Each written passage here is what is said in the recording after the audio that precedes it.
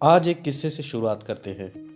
British Bharat में एक रेलगाड़ी चली जा रही थी जिसमें ज़्यादातर अंग्रेज सवार थे। एक डिब्बे में एक भारतीय मुसाफिर गंभीर मुद्रा में बैठा था।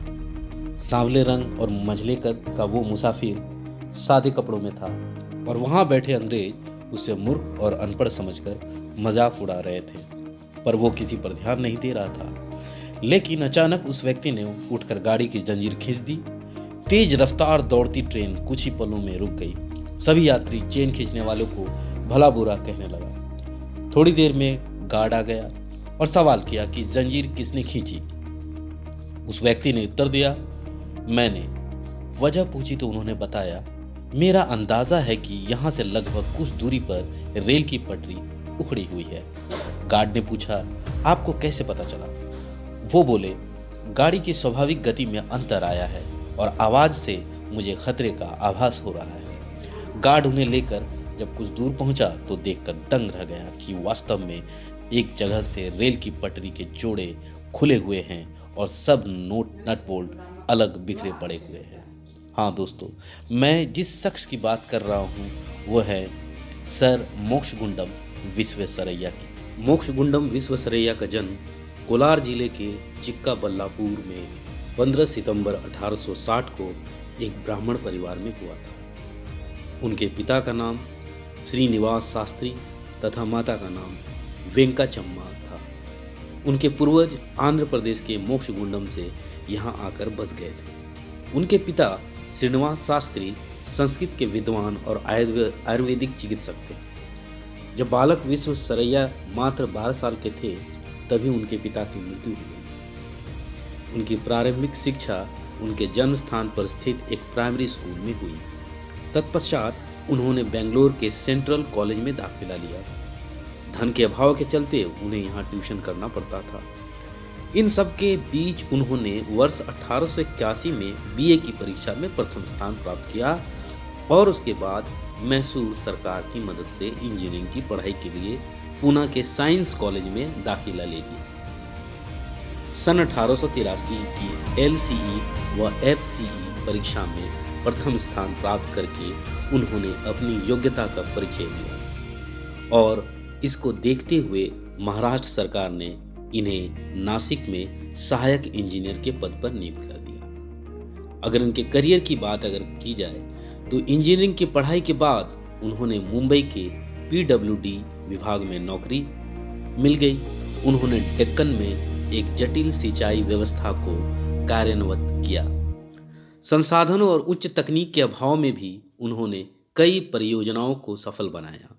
इनमें प्रमुख थे कृष्णराज सागर बांध, Bhadravati iron and steel works, Mysore sandal iron and soap factory, Mysore विश्वविद्यालय और बैंक ऑफ मैसूर। ये उपलब्धियां MV के कठिन प्रयास से ही संभव हो पाई थी। मात्र 32 साल की उम्र में सुक्कूर महापालिका के लिए कार्य करते हुए उन्होंने सिंधु नदी से सुक्कूर कस्बे का जल आपूर्ति की जो योजना उन्होंने तैयार किया वो सभी इंजीनियरों को पसंद आया। अंग्रेज सरकार ने सिंचाई व्यवस्था को दुरुस्त करने के उपायों को ढूंढने के लिए एक समिति बनाई। उनको इस समिति का सदस्य बनाया गया। इसके लिए उन्होंने एक नए ब्लॉक प्रणाली का आविष्कार किया। इसके अंतर्गत उन्होंने स्टील के दरवाजे बनाए जो कि बांध से पानी के बहाव को रोकने में मदद करता था। उनके इस प्रणाली की बहुत तारीफ हुई और आज भी यह प्रणाली पूरे विश्व में प्रयोग में लाई जा रही है। उन्होंने मूसा व ईसा नामक 2 नदियों के पानी को बांधने के लिए भी योजना बनाई थी। इसके बाद उन्हें वर्ष 1909 में मैसूर राज्य का मुख्य अभियंता नियुक्त किया गया। वो मैसूर राज्य में आधारभूत समस्याओं जैसे अशिक्षा, गरीबी, बेरोजगारी, बीमारी आदि को लेकर भी चिंतित रहते थे। इन समस्याओं से निपटने के लिए उन्होंने इकोनॉमिक कॉन्फ्रेंस के गठन का सुझाव दिया। इसके बाद उन्होंने मैसूर के कृष्णराज सागर बांध का निर्माण कराया। चूंकि इस समय देश में सीमेंट नहीं बनता था, इसलिए इंजीनियरों ने मोर्टार तैयार किया जो सीमेंट से ज्यादा मजबूत था।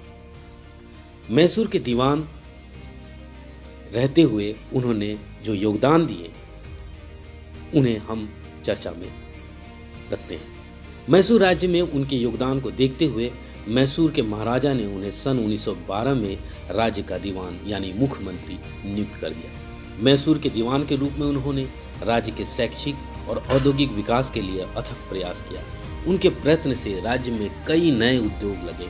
उनमें से प्रमुख थे चंदन तेल फैक्ट्री, साबुन फैक्ट्री, धातु फैक्ट्री, क्रोम टैनिंग फैक्ट्री। उनके द्वारा प्रारंभ किए गए कई कारखानों में से सबसे महत्वपूर्ण Bhadravati iron and steel works है।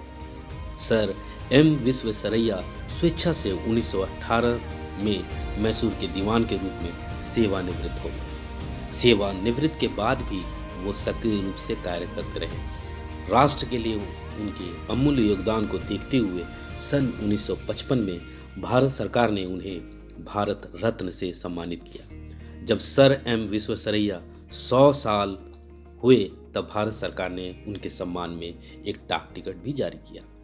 101 की उम्र में 14 अप्रैल 1962 को विश्वेश्वरैया का निधन बेंगलुरु शहर में हो गया।